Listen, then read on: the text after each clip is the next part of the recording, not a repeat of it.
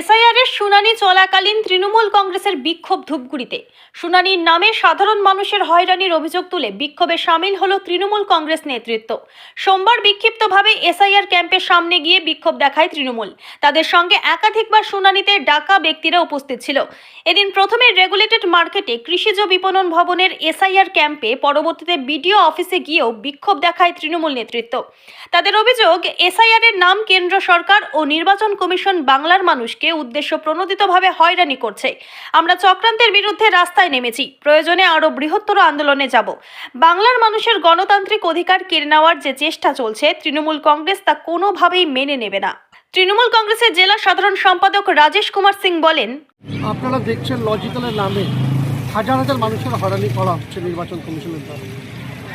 একজন অসুস্থ মানুষ, তাকেও আসতে হচ্ছে, একজন 80 বছরের বৃদ্ধ, তাকেও আসতে হচ্ছে। এগুলো বন্ধ হওয়া দরকার। আমরা জানি যে তাদের স্থানের নাম উঠাতে গেলে যদি কেউ অসুস্থ থাকে তার বাড়ি যাবে, নির্বাচন কমিশনের লোক পাঠাবে। কোথায়? আজকে সকাল 9টা থেকে এখানে মানুষ লাইন দিয়েছে। এই মানুষের হয়রানি কার স্বার্থে? আজকে অন্য অন্য রাজ্যে এসআইআর হচ্ছে, এরকম তো হচ্ছে না। আজকে এখানে 15 জন মাইক্রো অবজারভার রাখা হয়েছে। কী জন্য? বাংলার মানুষ কি চোর? বাংলার মানুষ কি সব অবৈধ ভোটার? আমরা এখানকার ভূমিপুত্র, তারপরেও যদি এই ধরনের মানুষকে হয়রানি করা হয়, এর বিরুদ্ধে কি আমরা বিক্ষোভ দেখাবো না? মানুষ আমাদের বলছে যে আপনারা রুখে দাঁড়ান, এই অন্যায় প্রতিবাদ করতে হবে, এই অন্যায় মেনে নেওয়া যাবে না। আজকে ভারতীয়, তাদের প্রমাণ দিতে হবে বারবার এসে যে আমরা ভারতীয়। যাদের হিয়ারিং হয়ে গেছে তাদেরকে আবার লজিক্যাল নোটিশ পাঠানো হচ্ছে।